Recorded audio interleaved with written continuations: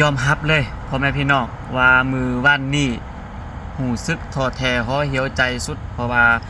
สถานการณ์ตอนที่พวกเขามาฮอดมันสุดละมุนได้มันเป็นตอนค่ำพวกเขาบ่ได้กายเกียมในสร้างมานะก็เลยคิดย่านคิดกลัวบ่ฮู้ว่าสิอยู่ได้จังใดแบบมันแบบกระวนกระวายใจไปเบิดหั่นนะ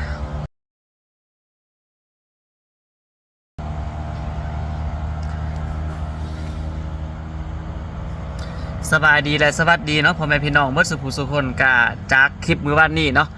ประเด็นเรื่องมื้อวานนี้ก็คือครูคิวได้เฮ็ดคลิปไปครูคิวบอกว่าครูคิวแบบบ่ฮู้สิไปเฮ็ดตัวจังใดหั่นน่ะบ่ฮู้บ่อนสิอาบน้ำบ่ฮู้บ่อนสิกินข้าวบ่ฮู้ว่าสินอนไสแต่ว่าทั้งหมดทั้งมวลมันเป็นเพราะการบ่เตรียมพร้อมของเฮาเองเนาะก็คือความบ่รอบคอบของครูคิวกับน้องชายเองนี่แหละแต่ว่ามื้อนี้เนาะหลังจากที่ฮู้ทุกอย่างหลังจากที่กล้าถามแล้วก็พี่น้องเพิ่นบอกเพิ่นเล่าคือมันบ่ได้เป็นตาย่านมันบ่ได้เป็นตายังให้มันถอดแถงหัวใจหั่นน่ะคือทุกชิ้นทุกอย่างมันสะดวกสบายพี่น้องเนาะอยู่โรงพยาบาลที่คุกคิวอยู่ปัจจุบันเนาะเป็นโรงพยาบาลอำเภอเชียงของจังหวัดเชียงรายพี่น้องคือทุกอย่างสะดวกสบายเลยพี่น้องคือมื้อวานนี้ยอมรับเลยว่ามาฮอดปึ๊บแบบรู้สึกวันใจได้เนาะถอดแท้เลยมาฮอดมืดได้บ่ได้เกมอีสังมื้อวานนี้รู้สึกว่าถอดแท้แท้พี่น้องก็คือมาฮอดปึ๊บเสียงรถก็ดังได้ก็ต้องขอโทษด้วยพี่น้องได้คุกคิวอยู่ข้างทางมาฮอดนะพี่น้องเพราะว่าคุกคิวบ่เคยมาในจักเทื่อเนาะมาฮอดปึ๊บ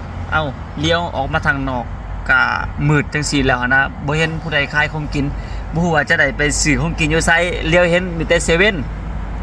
บ่เดียวแล้วก็บ่ได้เกียมผ้าห่มบ่ได้เกียมเสื้อบ่ได้เกียมสาได้ซังมาแล้วอีกอย่างก็คืออีพอได้นอนห้องร่วมมื้อวันนี้นะ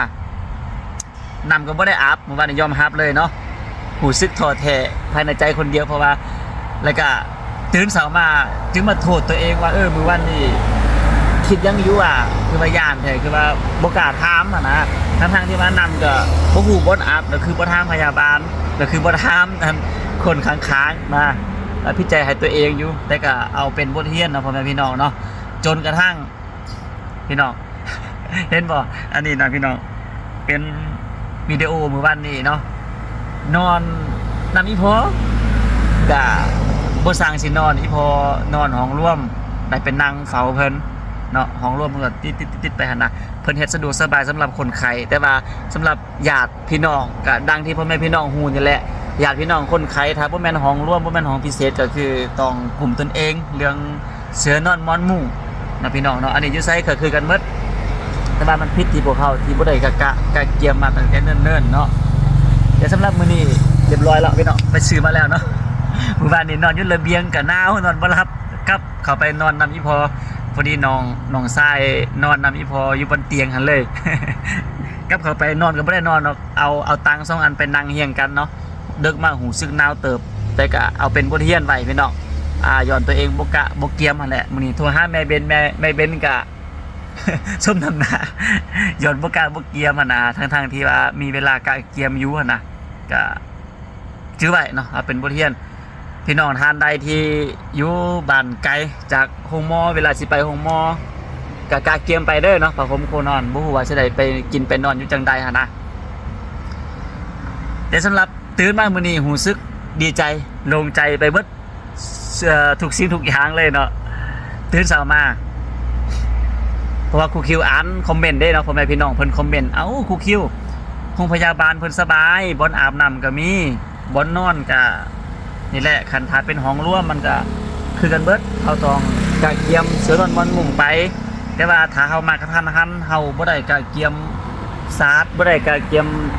มอนไปก็สามารถไปขอยืมทางโรงพยาบาลเพิ่นได้นะครูคิวก็มาอ่านคอมเมนต์น่ะก็ก็เลยมาเขียนให้ตัวเองอยู่เนาะหลังจากตื่นนอนมาก็เลยหูทุกสิ่งทุกอย่างมีบ่อนอาบน้ำคักแน่อาบน้ำร่วมสะดวกสบายมีหลายห้องเติมบ่อนอาบน้ำแล้วก็บ่อนกินเขาเจ้าก็มีด้วยเนาะเขาเจ้าจะมีโต๊ะอยู่ทางนอกเฮ็ดให้ญาติกินข้าวกินน้ำแล้วก็ บ่แม่นแต่มีแต่เซเว่นพี่น้องมีเซเว่นมีห้างอีสังเขาเจ้าใครเคยอยู่ติดๆกันไปหลายห้างเติบแต่ว่ามื้อวานนี้เฮามาดึกก็เลยเขาเจ้าเลยปิดแล้วก็โลตัสอยู่ไกลออกไปอีกหน่อยหนึงย่างออกไปบ่ฮอด5นาที มื้อนี้หูเบิดแล้วมื้อนี้เนาะกับน้องชายตื่นเช้ามาก็เลยพากันมาหัวควันตัวเองนะโดยที่บ่ได้ถามไต่ถามเนื้อก็คิดย่านคิดกลัวไปเบิดเนาะสำหรับมื้อนี้แท้สะดวกสบายแล้วพ่อแม่พี่น้องเนาะตอนนี้ก็คืออาบน้ำเรียบร้อยเนาะวีผมเรียบร้อยแล้วอีพอก็กินข้าวกินยาเรียบร้อยแล้วน้องชายก็อาบครูคิวก็อาบเรียบร้อยแล้วแล้วก็ตอนซ้ายเนี่ยเราก็ได้ไปซื้อเครื่องเป็นผ้าห่มกับสาดเนาะเอามาไว้นอนคิดว่าสินอนอยู่กองอีพอเลยแหละอีพอนอนเตียงเราก็สินอนอยู่รุมจังซี่ปูสาดแล้วก็นอนจังซี่เลยเนาะมันเป็นห้องร่วมห้องพิเศษมื้อวานนี้ถามห้องพิเศษครูคิวถามห้องพิเศษแล้วหมออยากอยู่ห้องพิเศษมันน่าจะสะดวกสบายอีพอเด้หั่นน่ะก็หมอเพิ่นบอกว่าถ้ากวดไทยสั่งก่อนถ้าเป็นกับมื้ออื่นพุ่นแหละบัดตื่นเช้ามาฮอดมื้อนี้กับน้องชายร่วมกันว่าสันเฮาอยู่ห้องร่วมดีบ่มันก็หักสะดวกสบายพอมันได้ท่านหมอเพิ่นก็อยู่ไกลเด้แต่ก็ท่านหมอเพิ่นก็มาเบิ่งตลอดเวลาแบบทุก30บ่ทุกชั่วโมงนึงบ่เพิ่นก็สิมานะอีกอย่างก็บ่อยู่บ่กินก็สะดวกสบายแล้วก็ห้องน้ำห้องในก็กว้างขวางมีหลายห้องนะก็เลยแบบมันน่าจะประหยัดค่าใช้จ่ายเด้ ก็เลยพากันตัดสินใจอยู่ห้องร่วมก่อนไปจังใดแล้วก็ถ้าเบิ่งอาการนี้พอเนาะพี่น้องก็ประมาณนี้ เมื่อวันนี้รู้สึกถอดแท้เหี่ยวใจสุดเว้าตามความจริงเด้อพี่น้องเด้อ เมื่อวันนี้เด้อรถกับบักอะไรมันเป็นย่อนตัวเองเนาะพี่น้องเนาะครูคิวขอบใจหลายๆเด้อ FC เบิดสุขสุขคนพี่น้องโดยเฉพาะ FC ที่อยู่ฝั่งไทยเนาะเพิ่นเป็นคนทินทานบ้านเพิ่นจะฮู้ว่ามันเป็นจังไดเวลาไปโรงพยาบาลเพิ่นแนะนำมาเบิดบ่ฮู้ในถามเด้อครูคิวห้องน้ำร่วมมีเด้อครูคิวบ่อนกินข้าวมีเด้อแต่ว่าบ่รับบ่นอนถ้าเป็นห้องร่วมแท้ก็คือต้องช่วยเหลือตัวเองมื้อนี้ไปซื้อมาละสาดเสือที่นอนม่อนมุ้งยาฉีดยากันยุงยาทากันยุงเรียบร้อยแต่พี่น้องก็ต้องห่วงเด้อพี่น้องเด้อขอบใจหลายๆพี่น้องใจดีสุดแต่ละคอมเมนต์ครูคิวอ่านแต่ละคอมเมนต์โอ้แม่นแต่พี่น้องทางโดยส่วนหลายพี่น้องเนาะ FC ครูคิวก็มีทางคนลาวมีทางคนไทยมีทางคนอาศัยอยู่ต่างประเทศแต่ว่าเพิ่นมาคอมเมนต์ส่วนหลายเพิ่นคอมเมนต์เป็นภาษาไทยครูคิวก็เดาเอาว่าน่าจะเป็นพ่อแม่พี่น้องทางฝั่งไทยส่วนหลายนี่แหละเพราะว่าเขามารักษาทางฝั่งไทยเป็นบ้านเพิ่นก็เลยแนะนำตัวใดที่เฮาบ่ฮู้ตัวใดที่เฮาบ่ทราบเพิ่นแนะนำเนาะเพิ่นบอกครูคิวก็ได้บทเรียนจากอันนี้แหละจากคอมเมนต์ครูคิวอ่านคอมเมนต์บวกกับถามพ่อแม่พี่น้องที่นอนอยู่เตียงไกลๆกันส่วนหลายก็เป็นคนแถวนี้ส่วนหลายก็เป็นคนลาวคือกันเพิ่นก็แนะนำว่าโอ้เจ้าต้องไปซื้อสาดได้เจ้าต้องไปซื้อเสือได้เนี่ยมันนอนแถวนี้ก็ได้พวกข่อยก็นอนแถวนอกนี่เพิ่นก็ยังแนะนำเนาะพวกเพิ่นก็นอนแถวนอกนี่มันทางร้านก็จะมีระเบียงให้นอนคือกันแล้วแต่สะดวกเนาะถ้ามาคนเดียวก็สามารถส่งสื่อสารมาปูนอนไกลๆกับเตียงผู้ป่วยได้เลยนะตัวนี้ก็คือแน่นอนแหละครูคิวกับน้องชายถ้าบ่นอนนำกัน2คนนอนนำกัน2คนบ่ได้ก็ต้องคนใดคนหนึงนอนนำอีพออยู่ไกลๆอีพอเพราะว่าเวลาไปเบาเวลาไปห้องน้ำจังซี่มันก็ลำบากเนาะอีพอมีอันติดอันแควนไปนำนะเดินเฮินก็บ่ค่อยสะดวกสบายพอปานใดก็ต้องมีลูกคนหนึงอยู่นำเดี๋ยวกับน้องชายปรึกษากันค่อยเปลี่ยนกันมาเวียนยามเมื่อคืนแล้วเป็นนี้หูซึกเลยเมื่อยตื่นเช้ามาเนี่ยเมื่อยเพราะว่าบ่แม่นนอนได้นั่งเมื่อคืนพี่น้องโอ้ยน้องพี่น้องเนาะด้วยความบ่ฮู้ความจริงนี่โรงพยาบาลเพิ่นสะดวกสบายหลายเด้อห้องน้ำก็สะอ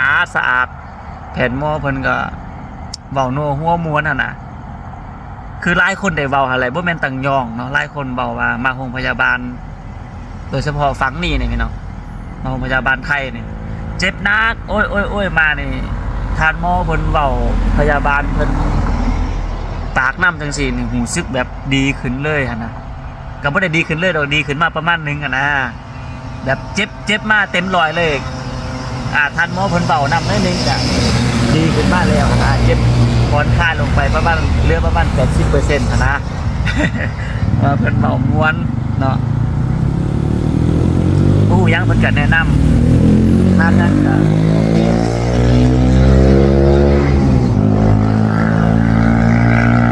นั่นแหละเนาะพ่อแม่พี่น้องเนาะมื้อวันนี้หูซึกว่า ถอลายมื้อนี้ก็หูบนไปบนมาแล้วเนาะบนอยู่บนกินสะดวกสบายอีกอย่างอาหารการกินอยู่อำเภอคันสิเทียบเป็นในเมืองนี่ก็คือถูกกว่าในเมืองเนาะมื้อวันก่อนที่อยู่อันเซี่ยงไฮ้หั่นมันเป็นตัวเมืองเนาะพี่น้องเนาะไปซื้อเขาก็กิโล40กิโล50ก็แล้วแต่บอน50 บาท40 บาทแต่ว่าถ้าสั่งแก๊ปกิโล60 บาทกิโล70 บาทมันแล้วแต่ห้างแต่ว่ามาอยู่เสียงคล้องนี่ไปซื้อเขาตะกี้ตอนเช้าคุคิวตื่นมาล้างหน้าล้างตาเราลงมาซื้อเขาอยู่แถวถนนนี่กิโลนึง35,000กิโลนึง35บ่แม่นกิโลนึง35 บาท35 บาทซึ่งไปซื้ออยู่ในตัวเมืองหันใด2 กิโลเนาะพี่น้องเนาะก็อาหารก็ถูกเนาะพอประหยัดไปได้ระดับหนึ่งสำหรับมื้อนี้ก็มีบ่รับบนนอนแล้วเด้อพี่น้องบ่ต้องห่วงเด้อเพราะว่าขอบใจหลายๆที่คอมเมนต์แล้วก็ต้องขอโทษหลายๆที่มีเสียงรบกวนเพราะว่าอยู่ในโรงพยาบาลก็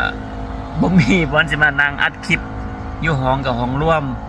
อยู่โต๊ะหินโต๊ะอีสังก็มีบรรดาญาติคนไข้เพิ่นมานั่งกินข้าวกินปลาอยู่เนาะก็บ่มีบอลอยู่ก็เลยมานั่งอยู่ข้างทางจังซี่แหละ